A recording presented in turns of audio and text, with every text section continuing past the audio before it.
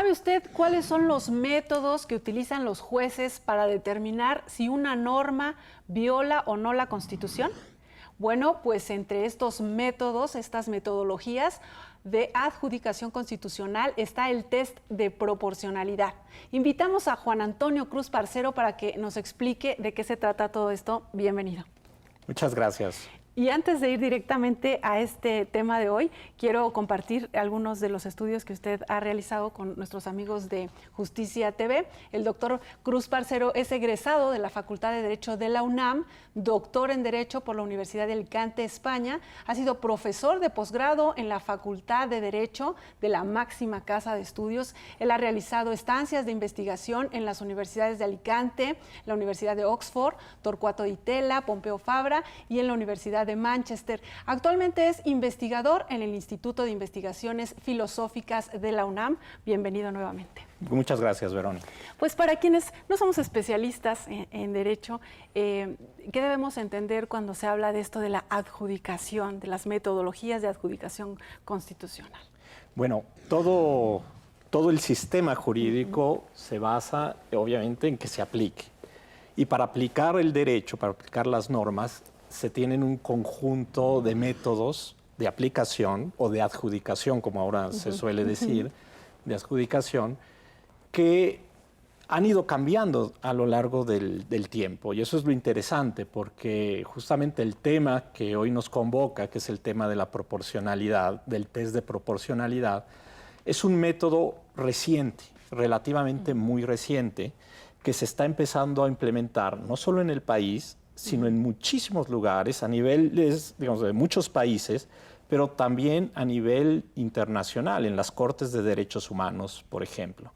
Entonces, mientras que teníamos métodos tradicionales de aplicación del derecho, por ejemplo, el llamado método subsuntivo, que consiste en utilizar una norma, subsumir un hecho concreto a esa norma, es decir, si el hecho concreto cabe en el supuesto de esa norma, se aplica esa norma, se aplica lo que se llama la consecuencia de esa norma.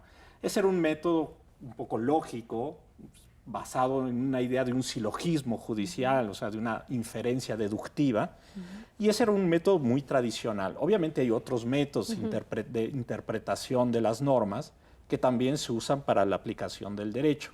Ahora, lo novedoso con el test de proporcionalidad es que es un método que se comenzó a usar cuando en el derecho nos dimos cuenta que la función de los principios era muy importante, ¿sí? Y entonces se introduce en el sistema contemporáneo la diferencia entre reglas y principios. Justo eso le iba a preguntar. Y entonces esta distinción entre reglas y principios hace que la aplicación de reglas, que era la forma que nosotros veíamos a las normas, ¿sí? Y queda mucho más cuadrado, ¿no? Podríamos decirlo así. Más formal, mecánico, una aplicación más mecánica. Ahora, cuando se introduce la idea de que las normas pueden ser y funcionar como principios y que los derechos humanos, los derechos constitucionales, en buena medida son principios, entonces precisamente ahí es cuando entran en juego otras metodologías para la aplicación de estos principios. Ya se vuelve más complejo el trabajo de los jueces, ¿no? Se vuelve más complejo y más interesante, pero también genera retos en la formación de los jueces y de los abogados, porque normalmente las escuelas de derecho no nos habían capacitado a los abogados para la aplicación de estos métodos. Y estos ya no son métodos formales, ya no son métodos mecánicos, sino que implican mucha argumentación, y de saber ahí argumentar. La importancia de la capacitación en estas materias, ¿no? Sí, efectivamente. Bueno, antes de que vayamos a esta parte de la capacitación, ¿cómo se realiza este test de proporcionalidad? Bueno, el test tradicionalmente, en las últimas décadas, el canon del test sugiere que hay que hacer 4 pasos, ¿sí? Establecer, por ejemplo, si hay una finalidad legítima, si una medida, por ejemplo, una medida legislativa, una norma, una medida, una política pública, por ejemplo, si persigue una finalidad que es constitucional o que es, digamos, constitucionalmente legítima. Entonces, lo primero es establecer que cumple esa finalidad. El segundo punto es si es idónea, es decir, si esa medida legislativa, esa norma, es un medio para alcanzar ese fin constitucional, ¿sí? Si hay una relación de causalidad medio-fin. Ese es el segundo paso. El tercer paso es la necesidad, ¿sí? En el tercer paso lo que se trata de evaluar es si no existe otra medida que sea igualmente efectiva, pero que, por ejemplo, no lesione o afecte a otros derechos o a otras normas, ¿sí? Y entonces, si existiera otra norma más eficiente y que vulnerara menos o no vulnerara otros derechos, pues preferiríamos la otra. Y entonces, la medida que estamos discutiendo sería innecesaria. Pasados estos tres pasos, viene el mero bueno, que es precisamente lo que se llama a veces en la doctrina la proporcionalidad en sentido estricto o la ponderación. Vamos a hacer una pausa para que de regreso nos vaya explicando, ¿no? Uno por uno y esta parte sobre todo, ¿no? De la ponderación también. Vamos a la pausa y regresamos. Estamos en Escuela Judicial.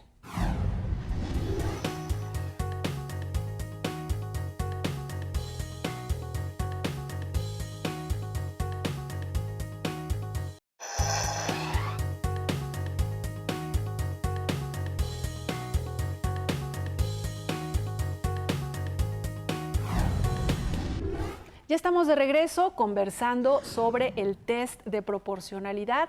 Ya nos explicaba un poco en el bloque anterior y le comentaba yo en el corte, doctor, cómo es que a veces la gente conocemos de una resolución judicial y no vemos todo el camino que está detrás, todo lo que tiene que seguir el juez para tomar esta determinación, si una norma es constitucional o no. ¿No? Es un trabajo complejo.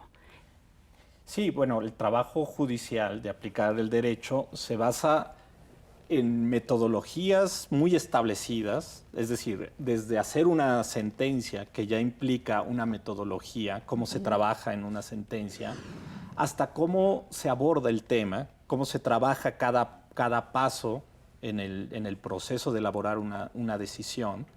Y luego cómo se enfrentan algunos problemas peculiares, porque justamente lo interesante de la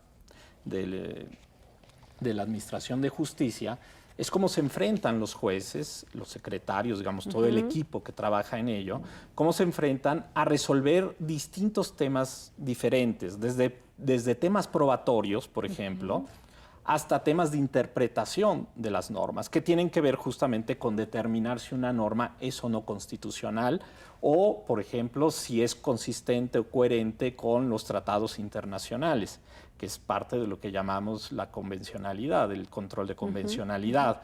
Entonces, para todo eso hay que seguir una serie de pasos, de metodologías, y claro, en estas metodologías novedosas, el test de proporcionalidad, que es justamente cómo resolvemos disputas entre derechos o entre derechos y otros fines constitucionales, es una novedad, digamos. Y los jueces muchos jueces, todavía no están habituados a resolver este tipo de problemas. Entonces, la capacitación justamente en cómo funciona este test es muy, muy importante.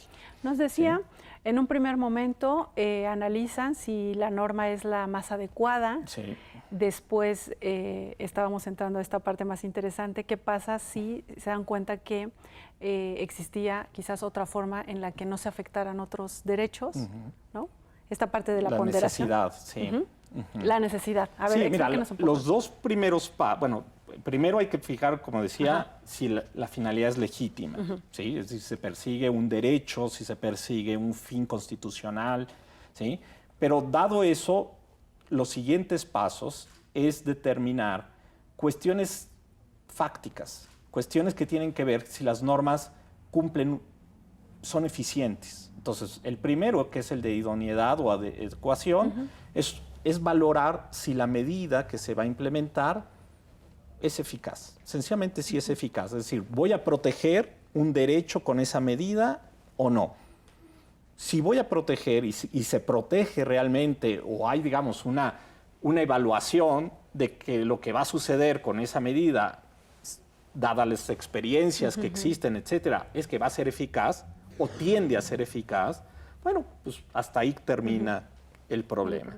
Si hubiera dudas sobre la eficacia de la medida, entonces hay que entrar a una revisión más profunda, que a veces puede implicar hacer estudios o traer estudios empíricos sobre la eficacia de ciertas normas de derecho comparado, lo que sea, para informar al juzgador sobre si esa medida es adecuada o no es adecuada para un fin que se persigue, ¿no? Por ejemplo, hace años cuando discutíamos el problema del aborto y de la despenalización del aborto, uno de los argumentos muy fuertes era de que la prohibición del aborto no es una medida adecuada para proteger la vida. Nunca lo ha sido, ¿sí? Es decir, la prohibición de abortar, el castigo penal, no evita que se cometan abortos. Por lo tanto, no sirve para proteger. Entonces, desde ahí esa medida es inadecuada, ¿sí? Desde ahí. Entonces, ese es un problema típico, por ejemplo, de adecuación, ¿sí? Después viene el otro problema fáctico, que es la necesidad. Si hay distintas medidas alternativas, pues hay que elegir la más benigna para los derechos en general, ¿sí? Si yo voy a optar por una medida que protege un derecho pero afecta a otros, pues tengo que ver si no existe una medida que no los afecte. Que no los afecte. Si existiera una medida que protege igual de bien ese derecho pero no afecta a otros, pues rechazo la medida en cuestión porque no es necesaria, ¿sí? Entonces, esos son los dos primeros pasos. Ahora, muchas medidas cumplen esos dos pasos y, sin embargo, surgiría el problema de por qué afectar el otro derecho, ¿sí? ¿Por qué tendríamos que afectar otros derechos y por qué es más importante proteger un derecho que otro? Y entonces ahí surge el tema de la ponderación, de la valoración de qué derecho debe ser más importante en ese caso específico que se está evaluando. No más importante en general, en abstracto, sino en ese caso que se está decidiendo, en esa norma que se está revisando, ¿sí? En el caso concreto, la persona afectada que se amparó, lo que sea, ¿por qué ese derecho ha de pesar más? Para hacer la ponderación también tienen un método. Un método, claro, ese es el chiste. La ponderación no es mera arbitrariedad, o no pretende ser mera arbitrariedad. Es decir, no es que cada quien elija cuál es su derecho favorito o cuál es el derecho que cree que es más fuerte en cada situación. El método de la ponderación lo que sugiere doctrinalmente, por ejemplo, los autores que se han dedicado a desarrollar estos métodos, lo que sugieren es tratar de hacer una estimación de una metáfora, que es el peso de los derechos, y proporcionan algunas guías para hacer esa ponderación, esa valoración de cada derecho. Ahora, esa valoración de cada derecho supone, yo creo, necesariamente, involucrarnos en una argumentación de por qué un derecho es importante en esa situación en particular. ¿Qué se está, en el caso particular, qué se está protegiendo? ¿Qué tanto se está protegiendo en ese caso particular? ¿Y qué se está afectando? Entonces, en la ponderación siempre hay una valoración de lo que se protege y cuánto se protege, y lo que se afecta y cuánto se afecta. Entonces, esas cuestiones tienen que quedar muy bien argumentadas en estas metodologías de la proporcionalidad. Es la vía, digamos, para llegar a una respuesta, determinar la afectación y determinar el grado de protección. Y en la resolución judicial se plasman estos argumentos, ¿no? Claro, el reto para los jueces es no solo decir cuál es el que es más importante, sino decir por qué. Demostrar con argumentos por qué. ¿Por qué? ¿Dónde están las razones? ¿Y cuáles son las razones para decir que en este caso es mayor la protección, ¿sí? Y cuenta más esa protección a un cierto derecho que la afectación a otro derecho. Y de ahí la importancia que cuando uno está interesado en cierta resolución, conocer la sentencia completa, ¿no? Para saber cuáles son los argumentos que llevaron a ese juzgador a tomar esa decisión. Vamos a hacer una segunda pausa y regresamos. Se está poniendo muy interesante la charla, así que no le cambie, regresamos.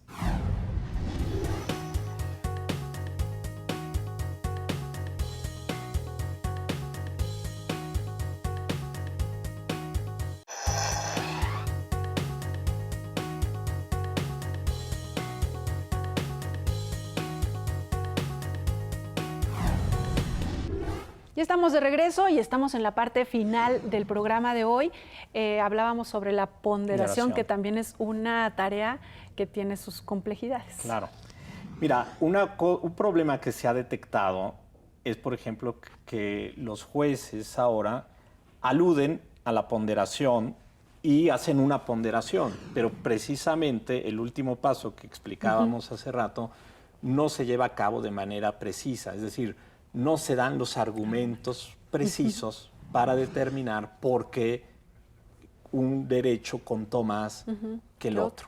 Entonces, esto es una parte que requiere, digamos, de cierta capacitación, de cierto entrenamiento, porque entrar a ver las razones que pueden contar, eso es bien importante, las razones que pueden contar a favor o en contra, ¿sí? Son razones que muchas veces no están solo en la ley, sino que son razones que se desprenden, digamos, de los atributos que tienen en sí mismos los derechos, la protección de los derechos, y de cuestiones también fácticas, es decir, de consecuencias prácticas que en esas medidas concretas que se están evaluando, digamos, tienen ciertas implicaciones de la afectación de las personas, ¿no? Entonces, esas cuestiones hay que ponerlas sobre la mesa, sobre el papel, ¿sí? Mencionarlas, y precisamente una vez que se mencionan, ahí es cuando opera esta metáfora del balanceo, de la ponderación, de decir cuál cuenta más, pero si no las ponemos, si no las hacemos explícitas, la ponderación parecería un método arbitrario, ¿sí? Que es lo que justo lo que estábamos diciendo, ¿no? Claro. Que si se argumenta, ahí la gente puede saber por qué se tomó ¿dónde está la justificación?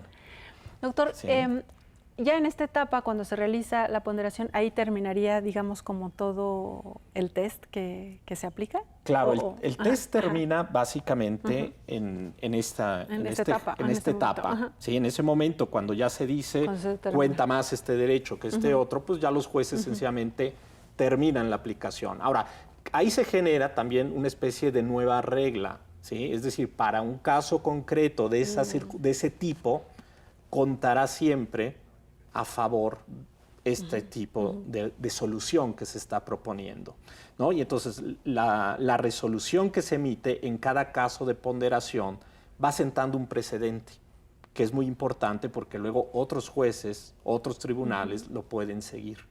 Y ahí se genera esta certeza jurídica. Y entonces ahí se va generando una certeza, precisamente. Háblenos del curso que se tocó este tema aquí en las instalaciones del instituto, a quién estuvo dirigido, cómo se realizó. Bueno, el curso precisamente partía de capacitar en los distintos pasos de esta metodología a los jueces, funcionarios, secretarios del Poder Judicial. Entonces, lo que se hizo en este curso es abordar cada tema por separado y algunos otros temas. Por ejemplo, a mí me tocó hablar de la distinción, reglas y principios y establecer, digamos, todas las distinciones que hay entre una regla y un principio y la solución con reglas y las soluciones con principios, porque detrás de cada cuestión que hemos abordado hay muchísimas disputas teóricas, doctrinales, etcétera. Entonces, hay muchas cuestiones, muchos cuestionamientos sobre cómo opera estas teorías de la ponderación, cuáles son sus alcances, cuáles son sus límites y cuáles son sus riesgos en la aplicación diaria de estas metodologías, porque en la teoría se pueden solucionar muchas cosas, pero luego la aplicación práctica tiene sus propios desafíos. ¿Cuáles son los retos para quien imparte un curso como este a personal del Poder Judicial, ¿no? Porque no son estudiantes de posgrado, pero no, son personas que ya en el día a día están poniendo en práctica esto, ¿no? Bueno, yo creo que el reto para los que somos académicos está en tratar de no presentar toda la complejidad que tienen estos temas desde el punto de vista doctrinal, teórico, sino tratar de presentar una temática más manejable con vistas a que se pueda aplicar, con vistas a que pueda tener un resultado práctico y una utilidad. Eso es muy importante, que sea útil. Porque si uno se pierde en discusiones, pues eso no ayuda a nadie. Y estos temas se dan para muchas discusiones filosóficas, teóricas, doctrinales, que pues está bien conocerlas, pero si no se aterrizan en algo útil, de poco va a ayudar. Y con base en esto que nos comenta, ¿cuál sería su perspectiva en lo que tiene que ver con el test de proporcionalidad y esta experiencia que ya, ¿no?, compartió todas las inquietudes con los jueces, los secretarios? ¿Hacia dónde debe ir esta capacitación? Yo creo que hay que partir obviamente de una especie de diagnóstico de cómo se está aplicando el test por parte del Poder Judicial, por parte de jueces, tribunales, detectar dónde están los desafíos, los errores o las cosas que no se están haciendo bien y obviamente capacitar para que se hagan mejor estas cuestiones.